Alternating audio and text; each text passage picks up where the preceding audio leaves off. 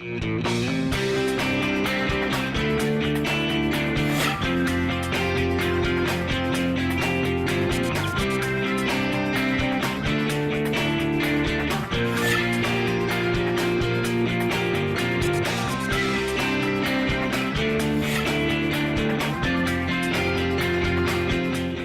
I'm Kristen Oakes White. Thank you for joining us for This Week in Louisiana Agriculture, the only TV show bringing Louisiana farmers and consumers together every week.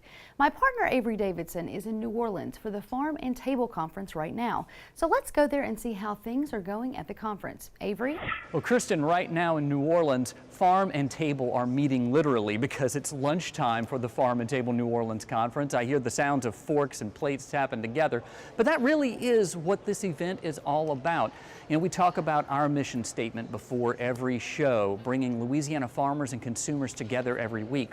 Well, this is a conference designed to bring them together every year to have discussions about things like source transparency, knowing exactly where your food comes from.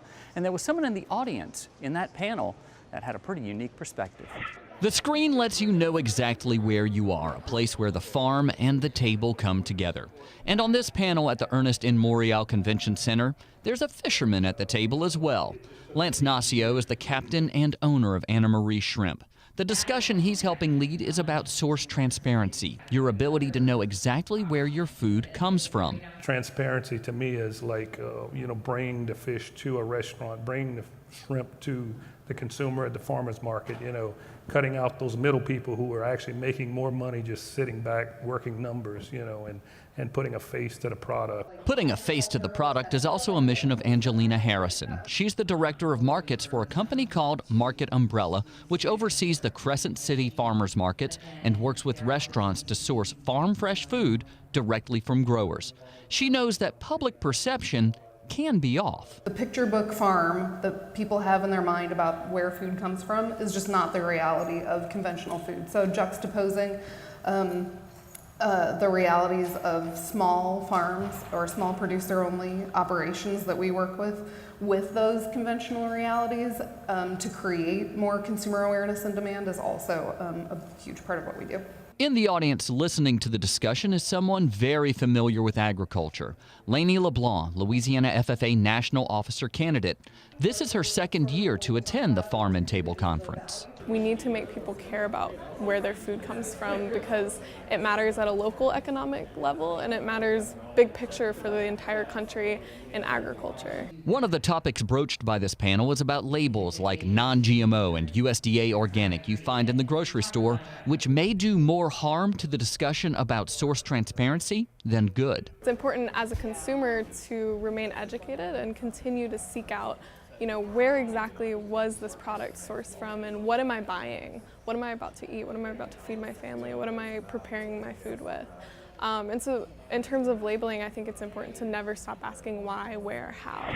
Of course, you've seen Lance Nacio on Twila before. He's normally over at the Red Stick Farmers Market in Baton Rouge, and we did a story with him talking about his process of freezing shrimp on the boat. Really cool process. Now, it's not all about business here at Farm and Table New Orleans. There are a lot of fun things going on as well. We're talking about a chef's battle, something like you would see on Iron Chef, and also a famboree where children get to interact one-on-one with agriculture. Twila's Carl Wiggers went to enjoy the fun side of this conference to bring it to you.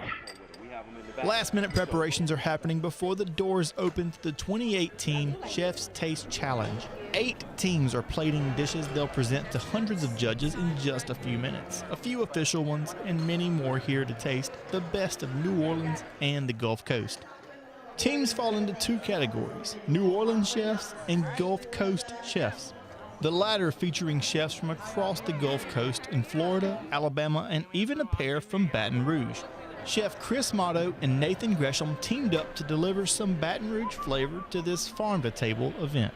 We both use a lot of local ingredients, as many as we can, and so that's what this event is helping support, as well as putting Baton Rouge on the map.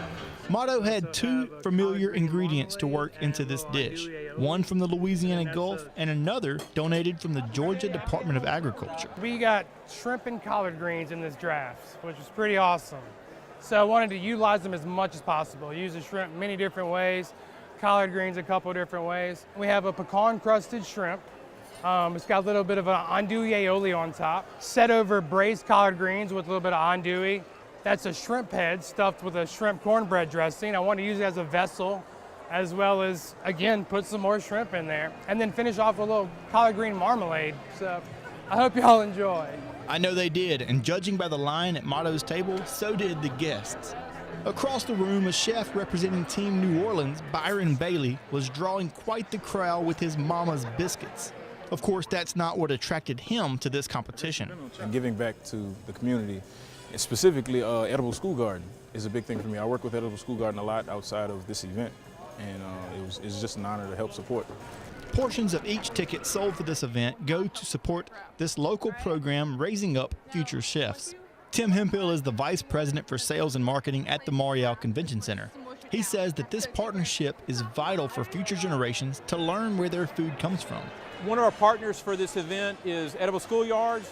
You know, it's very important we want to make the connection between where ingredients are grown and how they're incorporated into the school system, because there's so many things that schools can relate to growing stuff, whether it be math or science or whatever. And so Edible Schoolyard really represents that in a great way, and so they're one of our partners here. We will never be able to sustain ourselves if you don't know where your food comes from. You know, you can't ride down the street and go to your local farmer to get it. You have to go find a store. I don't think we'll last too long as humans. This event also partners with other states that provide fresh ingredients. Texas provided the green and yellow squash. Georgia sent collard greens. New Mexico has been a partner since the first event in 2015. Dennis Hogan is the food and beverage specialist for the Department of Agriculture there. He loves to see his state's hatched chili peppers getting some love from New Orleans chef Byron Bailey. If you think about it, it works so well with many, many foods. It's not all about enchiladas anymore. It's about like what they're doing here with the whole hog and other food ingredients. The official winner of this year's event was Chef Justin Ross from Team New Orleans with his chili tuna dish. But at the end of the day, these guests were the real winners. So let me talk a little bit about what happens at the Famboree, because we have North Shore High School here that has an ag department, and it's amazing to see the urban kids relate to the farm animals. They've never seen them before, they don't understand what happens, and when they see a chick or a sheep or a cow, it's like it opens up their minds to really how things work, and they take that with them. And it's one of those aha moments for, you know, when they go back home, they say, okay, you know, I know where this sweater came from because I helped shear a sheep this morning. You know, Avery, one of the really cool things about coming here and getting to be a part of the Chef's Challenge, the Chef's Table Challenge, was they're all the great chefs, and they're from New Orleans, the Gulf, and there's kind of a little competitiveness going on there, and the food that came out of that competition was great. I bet the drinks were really good too, but let's get to the real reason why you wanted to do this story, Carl. It wasn't to go and see the kids petting the goats. It wasn't to eat a bunch of fine food, which was good. It was to have a date night with your wife, wasn't it? It didn't hurt that she could come down and also enjoy it. Working hard for the Bureau, Carl. Doing what I can. Appreciate it. Thank you very much. So, Kristen, as you can see, this was a good time not only for folks to pass a good time, but also to learn about agriculture and how it literally gets to their plate. And I know you're going to have a lot more about something like that from our own Twila's Neil Molossi. You're very right, Avery. If you remember last week, we went to Laughing Buddha Nursery and talked to Kate Estrade, who has expanded from gardening products to providing garden fresh products. Along with that are the meats which come from a farm on the North Shore. This week, we're going up to Bogalusa to talk with Kate's husband, Grant, who started the farm with a vision of providing the highest quality products for his customers in the New Orleans area.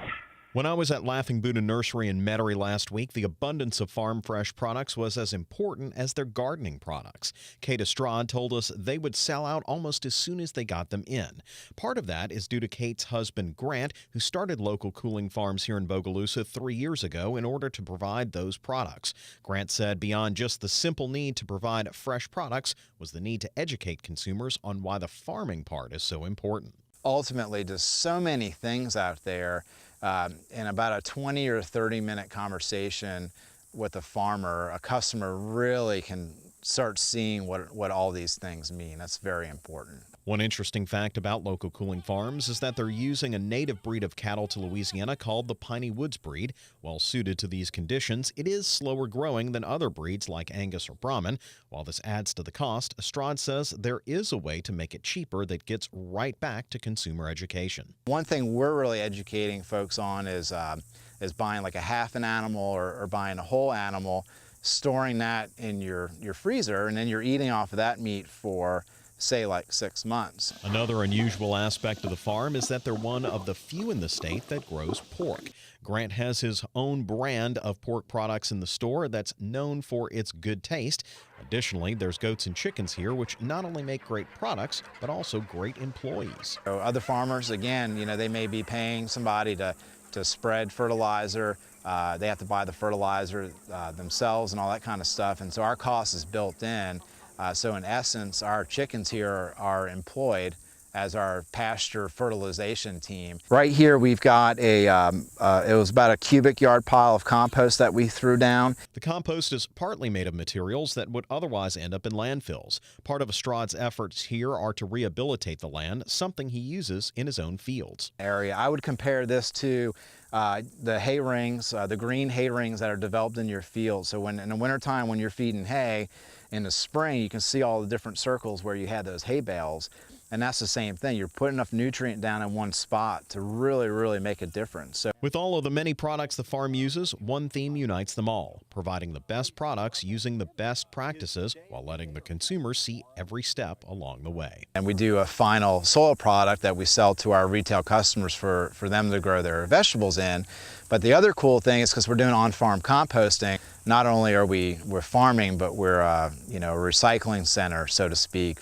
All of the many products local cooling farms produces can be found at Laughing Buddha Nursery, as well as their online presence. We'll be sure and link you over to our website at twilatv.org. And Kristen, these were just fun stories to shoot, and as you can see, he puts a lot of love into this farm there. I mean, you can see even with the tall grass there, it's just an experiment that he's been doing along to graze those goats and those cattle, and he's using those that specialty breed there. He does have a little bit of Angus mixed in the breed there, so it is good there, as well as some Brahman. You got to. You have to for Louisiana, but it is really interesting that he has the time to have that more slow growing breed, so he can provide that different taste to his New Orleans market from a cattle that is native to Louisiana. Well, that's an awesome hook in the story, and I did love the pictures that you sent back for social media with the pigs. Those pigs were cute, weren't they? The pigs made the pictures. You found a true jewel in these two stories. Excellent set of stories. Thank you. Neil Malasaw. Well, 4 of the top 10 most dangerous occupations are in agriculture, forestry, or commercial fishing. That's according to the U.S. Bureau of Labor Statistics. It's with those statistics in mind that the theme for this year's National Farm Safety and Health Week is cultivating the seeds of safety. There are daily topics for the entire week, and those include rural roadway safety, child safety on the farm, and tractor safety. Louisiana Farm Bureau Federation Safety Director Wendell Miley says the topics covered this week need to be front and center all year long. Especially this time of year. It's a busy time. It's harvest season, trying to get into crop, and we're just trying to make sure that they're doing the things they need to do to keep themselves, their family, their farm workers safe as they continue to get the job done on the farm. National Farm Safety and Health Week runs September 16th through the 22nd. You'll find daily videos produced by the Louisiana Farm Bureau Federation on our Facebook, and we'll put a link on our website at twilatv.org. Well, the Louisiana rice industry is worth more than $372 million to the state's economy. That's according to the LSU Ag Center's annual Ag Summary. But just as Louisiana rice farmers do every year, they're giving back. In recognition of National Rice Month, Louisiana rice growers will donate rice to area food banks in need of this non-perishable grain. This year, rather than make the donation in front of the state capitol in Baton Rouge, they're doing it in the rice capital of Crowley. The event will take place on September 24th at the Rice Theater in Crowley. Of course, Twila will be there to cover the event. Still to come on Twila, we're going back to Nashville to the Green Door Gourmet. Tammy Oringer has a meal for us that's music to our ears. But first, expanding the numbers of workers in Louisiana. Stay with us.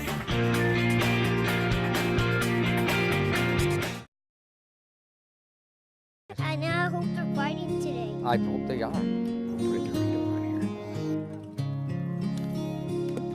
Loose. Find your place in the country and the lender who can get you there. Find Louisiana Land Bank. Financing for country homes, recreational property, farms and ranches, and agribusiness. Before you sweeten your morning joe, before the icing on the cake, before the sugar hits the shelf, it begins with a family of sugarcane farmers dedicated to growing Louisiana for more than 220 years. The Sugarcane Growers of Louisiana, making life sweeter, naturally. Sugarcane, sweet sugarcane.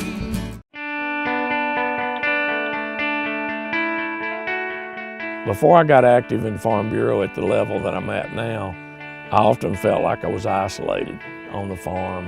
It was just me against the world. Now, with my Farm Bureau family, I got somebody going against the world with me. I am Farm Bureau.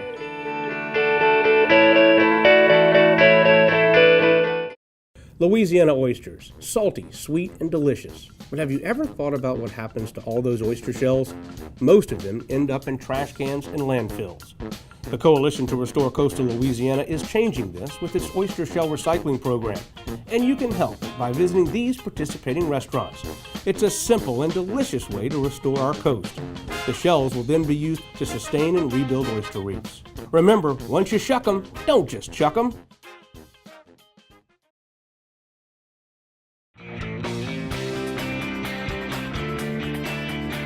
Louisiana's seafood and sugarcane industries could not operate without the help of foreign labor. In fact, 16,000 legal immigrants travel to Louisiana each year, making up a vital portion of our state's workforce. These temporary guest workers are part of the H-2A and H-2B programs. However, sugarcane farmers and seafood processing facilities are not the only ones who need foreign labor. Landscaping companies also use the same program to fill their workforce during the peak season. That's why many of these business owners gathered in Baton Rouge recently to discuss their concerns with the current cap of 66,000 workers each year. 6th District Congressman Garrett Graves says that they are working on an exemption in Washington, D.C. to keep returning workers from affecting that number. Graves says this is important to save businesses that are vital to the culture of Louisiana. This is only for when you can demonstrate they're not American workers that are available, and it would have an adverse impact on American jobs because you would have people that have to close down their American, their Louisiana-based small businesses. This is having a big impact on our seafood production for shrimp and crawfish, for example, and what that does, if we can't provide those from Louisiana sources, that means we're going to be providing more imports. We're going to have to rely on imports from China and other places, which is certainly contrary to Louisiana's economy. So really important point to make there. This is all about America's economy, Louisiana jobs, our sugarcane industry, many of our farmers, our seafood processors, and our landscapers. To learn more about this legislation, head over to our website at twilatv.org. Most of the time when you hear about urban farming, you think of small plots of land in the city with a few fruits and vegetables. But Tammy Arender found one that covers a few hundred acres in Middle Tennessee on a recent trip up to the Volunteer State. That farm, the Green Door Gourmet, is cultivating a real sense of community and appreciation for all things agriculture. It's saying, pick me, take me home. Sylvia Gagnier drinks in the sunshine just like her sunflowers. Gagnier grew up on a dairy farm in the Carolinas. Years ago, she moved to Nashville. She started some restaurants and owned her own catering company. But then she took her love of agriculture and love of good food and put down roots on this farm just 15 minutes from downtown Nashville. Green Door Gourmet is a 350-acre certified organic fruit, vegetable, herb, and flower farm that also conducts great agritourism activities and has become a community hub right here in Nashville. Gagnier and her team grow 80-plus varieties of edibles, keeping this farm operational year-round. And we work with different wholesalers, so whether it's peppers for a salsa company or strawberries for a jam company, loofahs that can go along with Little Seed Farms gift packages. So we kind of are that integrator for many things here in town. Everything grown on the farm is for sale in the on-site market, but what's not sold is put to good use by the executive chef, Richard Jones. Jones is preparing tomatoes for a class on canning. 50% of my job is taking excess produce that may have a blemish or a bruise. You know, people still don't really want to eat ugly fruit, and then I'll turn that into a product that's saleable in our market, our on-farm market. Chef Richard's ability to take slightly blemished or things that might not be the most beautiful things. Not every vegetable can be a supermodel. So we have to make sure that they get their due love, and so Richard can take those things and turn them into beautiful soups, salads, fermented products. Some of the excess juices and seeds. Chef Jones, originally from Australia, has made quite a name for himself, chosen as one of 10 from across the country to be part of the Taste Challenge in the inaugural Farm to Table Conference in New Orleans in 2015. 2, 3, 4, release. The Grand Barn on the Green Door Gourmet property isn't used to store hay or equipment. A lot of different things go on in that barn, but what happens in the barn stays on the farm. On Wednesdays, there's Bar in the Barn. Sing it first, you guys are doing great. Wellness Wednesdays offer anything from bar to yoga to painting, all designed to de-stress. In Nashville, I'm Tammy Arender for This Week in Louisiana Agriculture. Green Door Gourmet also has a U-Pick strawberry farm in the spring, and they offer farm boxes as part of their community-supported agriculture program. Well, Landry Vineyards recently celebrated another harvest with their annual Grape Stomp in West Monroe.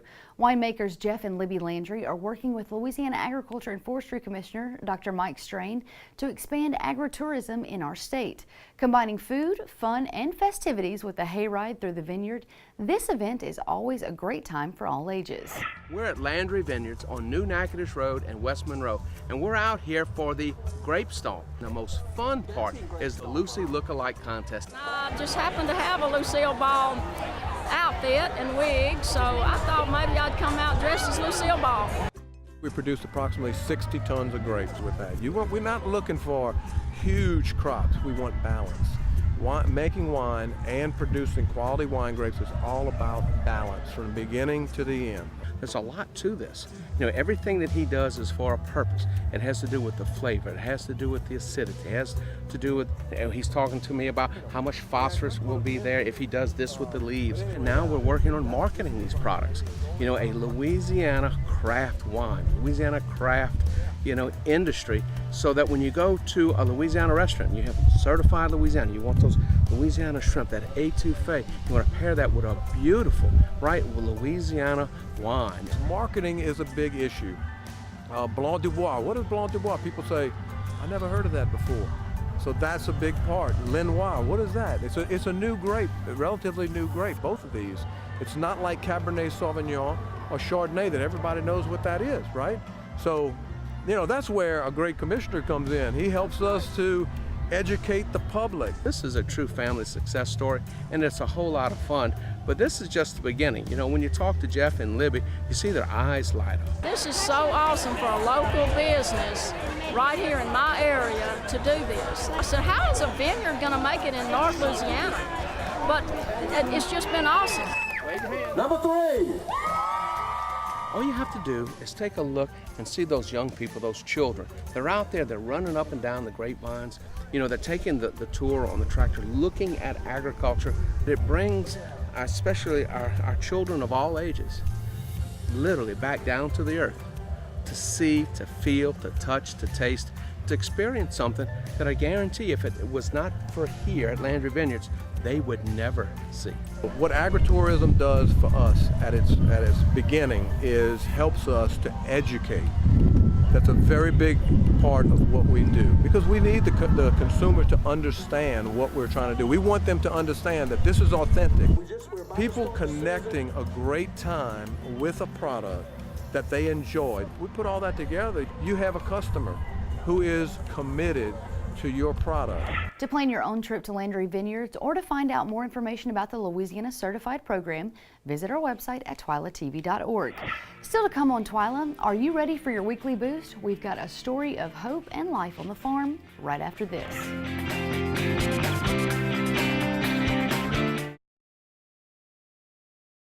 Landowners are minding the Louisiana forest for our grandchildren. A place for wildlife, recreation, lumber for homes. It's the right thing to do. Forestry, covering half our state, all of our hearts.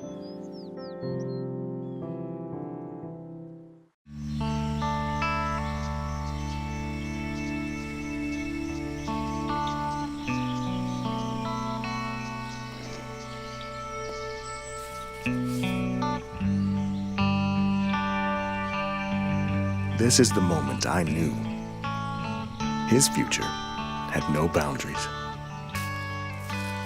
There are some moments only the forest can inspire. Find yours at discovertheforest.org.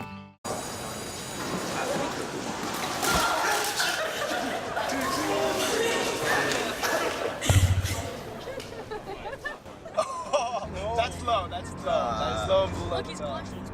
Seriously.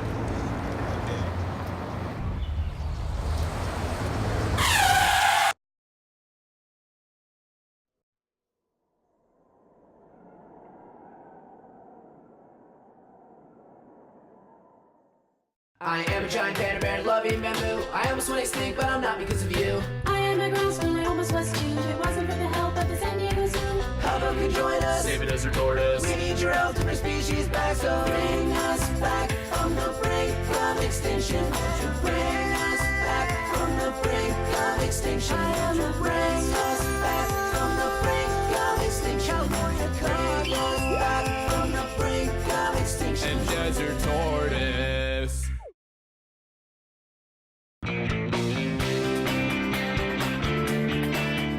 Let's finish off our show this week with a little boost from the farm. Sugarcane farmers Philip and Chelsea Domingue shared these adorable photos with us, and we just had to pass them along to you. The photos, taken by Emily Chauvin, feature Chelsea and Philip's son Grady on the red tractor, and Jackson Saunier is pictured on the green tractor. Jackson is the son of Megan Saunier and the late Joshua Saunier, who was a rice and crawfish farmer in Jeff Davis Parish. Josh lost his battle with brain cancer on July 4th, 2018.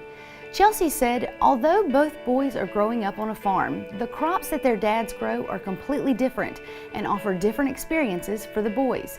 But you can see how proud they are, and Jackson is excited to be able to show Grady a thing or two. Thank you so much for sharing these wonderful photos with us, Chelsea, and we hope you guys at home enjoyed them as much as we do. Her photos illustrate the rich diversity of Louisiana agriculture in the best way possible. They also prove that while Dad may be the one on the tractor, farming is certainly a family affair, especially during harvest time. Well, that does it for this edition of Twila. Be sure to join us next week when we'll take a look at how Harvest 2018 is going and what farmers are looking at in the market. Until then, you can watch all of our stories online at twilatv.org, and be sure to like us on Facebook, follow us on Twitter and Instagram. For all of us here at Twila, thank you for joining us. We hope to see you again right here next week.